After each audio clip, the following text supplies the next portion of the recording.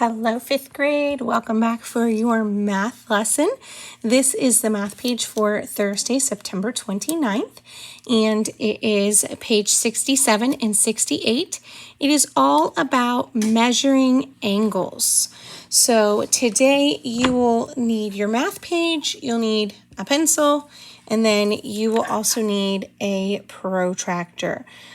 So you'll need all of those things to be able to do your page successfully. If you don't have those things, I would pause the video, make sure you go grab those things, and then come right on back. So today we're going to talk about three different kinds of lines. We're going to talk about parallel lines, perpendicular lines, and intersecting lines. Now, these are three very different kinds of lines, and I'm going to show you with some pens exactly what they are. Now, we do these a lot of times in class with our arms, and I have you show me parallel lines, perpendicular lines, and intersecting lines. Well, if we do them with pens, if these two blue pens, we're going to pretend that those are our arms, as long as they are directly across from each other and neither one are tilted at all, but they are straight in line, and those lines will never, ever, ever, ever cross, then those are going to be parallel lines. Now, perpendicular and intersecting are very similar, but they have one small difference. A perpendicular line must have 4 right angles where the two lines cross. So if you see right here, these two lines cross here, and each of these would be a right angle. Now you can see that right here indicated by the squares. That means that those are right angles. So those would cross, and they must create a right angle where they cross for them to be perpendicular lines. Then we have intersecting lines. These are just two lines that cross, and it doesn't matter how they cross. They can cross like this, they can look like an X, they can cross like this. As long as they cross, they are intersecting lines. Think of an intersection like when you are driving in a car. Well, hopefully you're not driving, your parents are driving, and you come to a stop sign or you come to a stop light, and you have to go through what is called an intersection. That is simply saying that those two streets are crossing. And sometimes they cross with perpendicular lines. Sometimes they cross like this. Sometimes there's multiple streets and they have multiple different directions that cross. Now, with these three different lines, there are different ways that we write these lines. The first one is when they're parallel, we write line AB. We name the line by its points. And then we put this line on top with arrows. Both letters are capital, and the line on top must have arrows. Then to show that they're parallel, they drew two small parallel lines between these two line names, and they named the other parallel line, line CD. Now, when we name lines, we can name them as line CD or line DC. We can name it as line AB or line BA. When it's just a line, it does not matter which one comes first, but that is only true for our lines. When we come over here to our perpendicular lines, this is a slight bit different because it has a middle point, and that middle point is D. But if you notice up here, they do not name the middle point in their perpendicular lines. We have line EF, that's this one, and we have line GH, that's this one. Now again, we could say line HG or we could say FE, and that would be fine. And then we have this upside down T, and because it is an upside down T, it creates right angles down here, which show us that this is that line EF is perpendicular to line GH.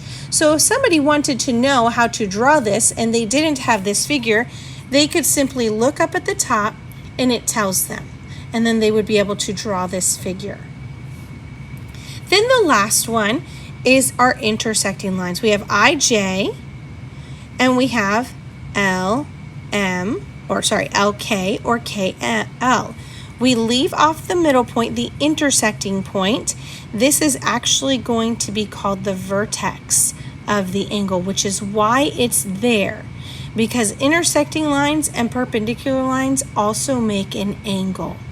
So, although we don't use the M when we're naming lines, we will use it when we name a vertex, and we will use it when we name an angle. So this simply says that line KL intersects line IJ, and that's exactly what it does. Well, let's come down here and let's use the figure to find the answer. So we have this little figure up here of a bunch of different lines, and they're all intersecting each other, or they're all perpendicular. They all are one of these three at the top. So the first one, number 1, says name the line that is parallel to line AF. Well, we have to come up here and find line AF, and if it is parallel, that means that it is a line that does not and will not intersect. So we're going to write line GH, because this line is parallel to this line. They will not ever intersect. And the two letters on this line are G and H. So over here, it is very important that we write this exactly correctly. We're going to write GH in capitals. You could do HG. And then at the top, you're going to write a line with arrows. That label is very important, so make sure you have it. Then number 2 says, name the line that is perpendicular to line AF. Well, AF is again this line, and we want to find a line that crosses it and makes a right angle. That would be perpendicular. Well, that line is going to be line DH, because notice it crosses line EF right here, and it makes a right angle. That's indicated by that little red box. So down here, for our answer, we're going to put DH, capitalized, and then we're going to put the line with arrows on top of it. Then number 2 says, what type of angles are formed by perpendicular lines? Well, we look up at the top and we can see that it has the little red box, and that little red box is there because they form right angles. So right angles are formed by perpendicular lines.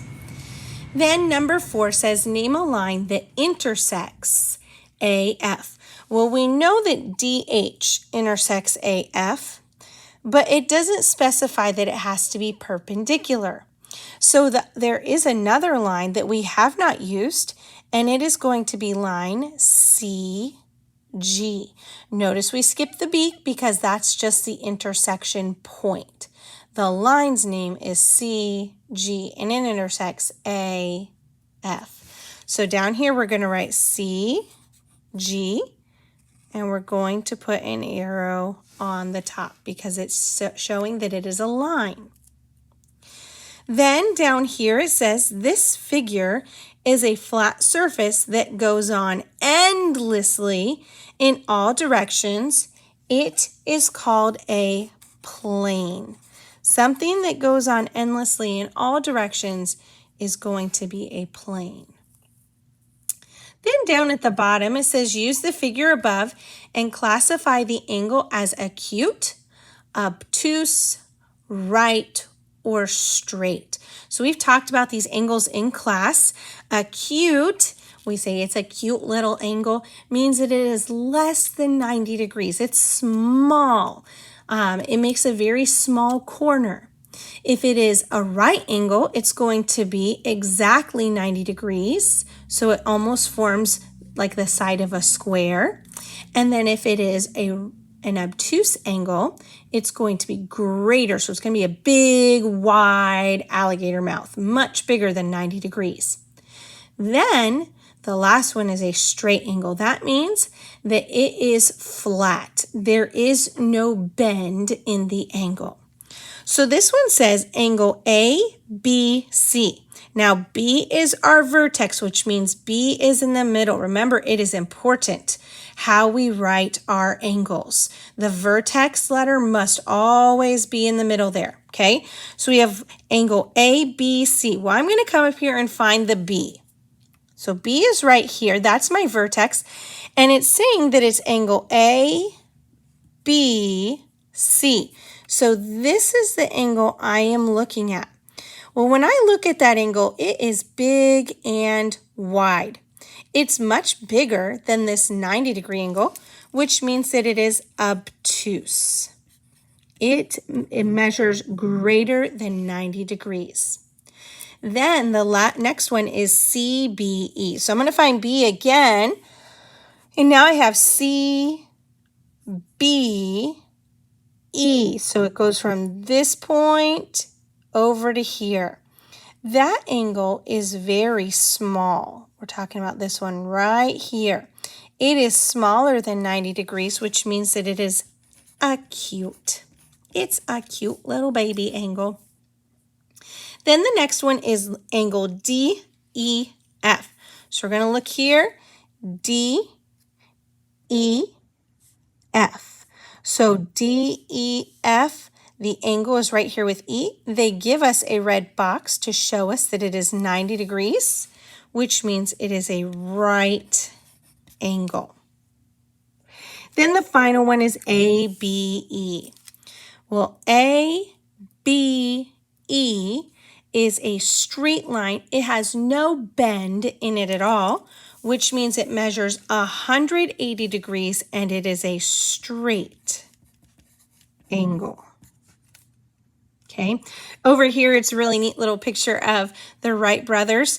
It says this is a drawing the Wright brothers submitted for a patent. Can you see different types of lines and angles? So if you look at that, there's lots of different lines in there, and there's also several different angles. It's very interesting, the patent that they had to submit and just how an early plane would have looked. Well, let's go ahead and flip over your paper. We're going to work on this side a little bit together. This is where you're going to need your protractor. You'll also need this tomorrow too, so you'll really want to make sure you've got this. And we're going to classify the angle as acute, obtuse, right, or straight. Then we're going to use our protractor to find the measure of the angle. So the first one is angle CBA or ABC. It doesn't matter the order we go as long as B is in the middle because B is our vertex.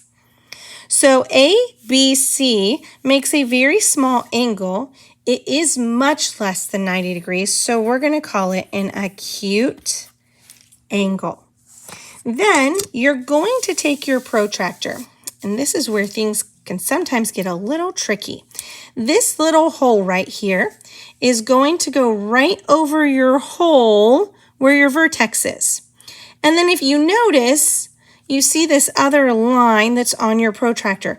That is going to line up with the line that is creating the angle.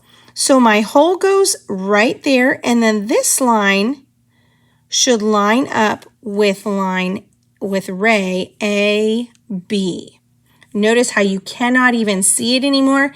It's nice and lined up. You see the hole right here. And then we are going to measure this angle. Now, sometimes it can be tricky to measure angles because we have all these big, huge numbers right here that go down to 0. But then over here we have small numbers that go all the way to 180, and they are big numbers now.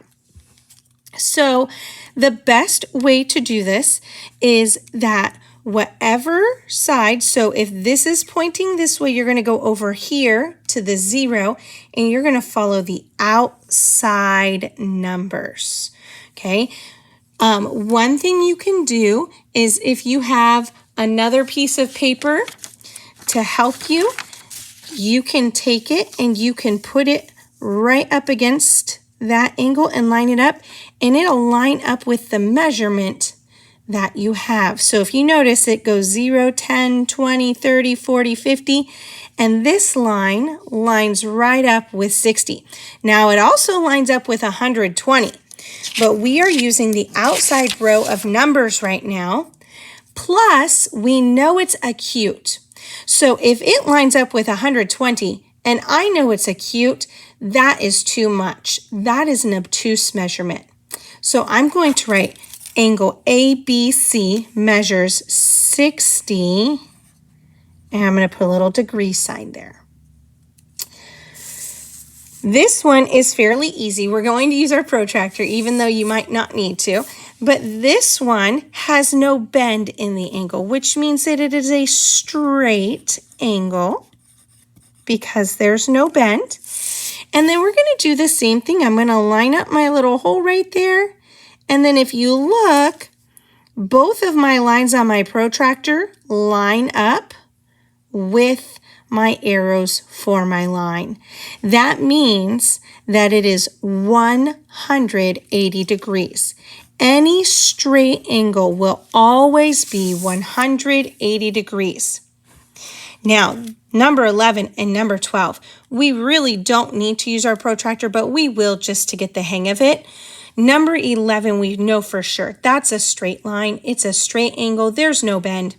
Number 12, because they gave us the indication of a red box, we know 100% that that is a right angle. And we know right angles always measure 90 degrees.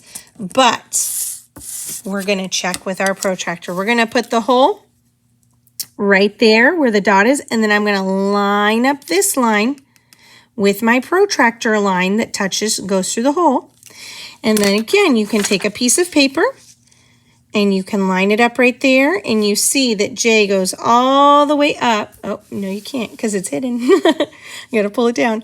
Ray KJ goes all the way up to the 90-degree mark. So it is, in fact, a right angle. Now, I want you to pause the video, and I want you to do these next three, 13, 14, and 15, all by yourself.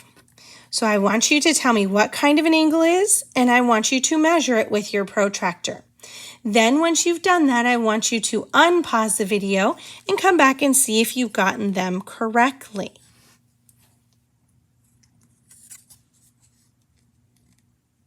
All right, you should have answers to 13, 14, and 15. Hopefully, you've solved them correctly, and we're going to see how you did. If you got these correct, I want you to put a star by them. If you get one wrong, even if it's just one of the sections of information, I want you to circle it. So a star if it's right, and circle if it's not. Okay, so this one, we see that 13 is much bigger than a right angle, so we will call it an obtuse angle.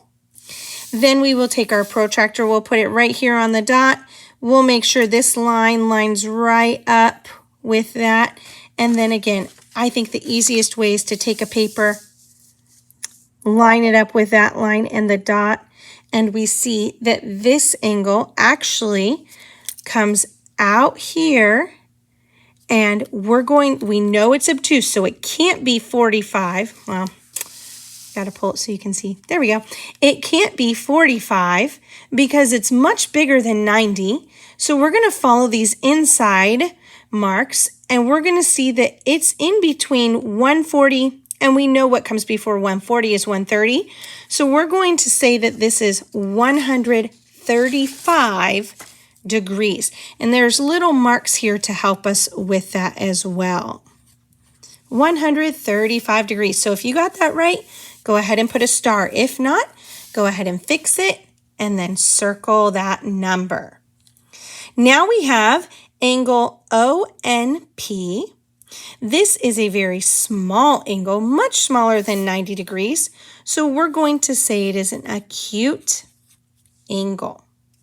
Then I'm going to put my dot right in the middle. I'm going to line up that line with this line, this ray NP, and then we're going to follow O out, and we're going to see where O takes us. Ray NO If I line it up just right there, it's going to take us between 30 and 40, which means it is 35 degrees. Now, I know for sure it's not going to measure in the 145 degree area because it's smaller than 90 degrees. So for this one, we're going to write 35 degrees. Again, if you got that right, go ahead and put a star by 14. If you got it wrong, fix your mistake and then circle number 14. And then finally, we come to number 15. We have angle RQP or PQR. Doesn't matter which, as long as Q's in the middle. And we can see that this is not quite the corner of a square. It's not quite a right angle. So we know that because it's a little bit bigger, that it's going to be an obtuse angle. Now, it's not much bigger. Okay, now I'm going to flip my protractor over. I'm going to put the circle right there, and I'm going to line this up. We can use our protractor any way we want, as long as the vertex is in the middle and one of the lines lines up here. Now, I'm going to follow ray QR out here. Let's see. And I'm going to mark it with my finger because I can't quite see. I know it's not going to be down here in the 60s to 70 range because it's more than 90 degrees. So I'm going to put my finger right there. And it's a little difficult to see because of the words, but this is 110, 111, 112. So we're going to write that this is 112 degrees. Okay, we had to use those little bitty notches to make sure it was in the right spot. Okay, so we've got 135, 35, and 112. I'm going to remeasure that real quick just to make sure. Let's see if we pull that out. Yeah, it's about 112 for the measurement. All right, now we're going to come down here. We're going to cross out the statements that are not true, so not true of the figure. This says that angle STU is a straight angle. Well, let's find STU. STU is a straight angle. Well, that one is correct, so we're just going to leave him there. Then this one says that angle STW is an obtuse angle. STW, so this angle here is not obtuse. That is an acute angle. So we're going to cross out number 17. Line WV is perpendicular to line SU. Well, line WV and line SU do not make right angles, so they are not perpendicular. There are two acute angles. Well, right here we have four angles. We have 1, 2, 3, 4. Two of them are acute, so that one is correct. This says that ray TW, so right here, and ray TV form a straight angle. So ray TW and ray TV, they do form a straight angle. They make line WV. Then the final one says angle VTU is greater than 90 degrees. So let's find VTU. That's this angle right here. That is not greater than 90 degrees. So we're going to cross that one out too.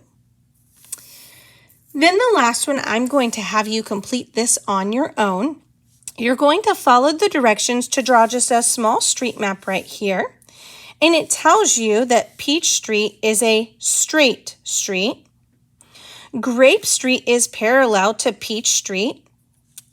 Banana Street is perpendicular to Peach Street and Grape Street. And Apple Street is a straight street. It intersects Grape Street and Peach Street and Banana Street. So here's what I would suggest for this. I would suggest trying this on a scratch piece of paper first. And then once you've got it figured out, it's kind of like a little brain teaser. You're going to have to really think. Then you can put it on here. Please use either a ruler or use your protractor, the straight edge that's right here, to make sure these lines are straight. Don't just freehand them, and because then they will not be straight. And then once you've drawn your lines, make sure when you are, after you've drawn them or while you're drawing them, you label the street. So each one should have a name. Peach Street, Grape Street, Banana Street, Apple Street, and make sure each of those have the correct name on them in this little area. All right, I hope you guys do really well with this and with your homework page for today, and I will have another math video for you for tomorrow's lesson. Thank you for doing such a great job.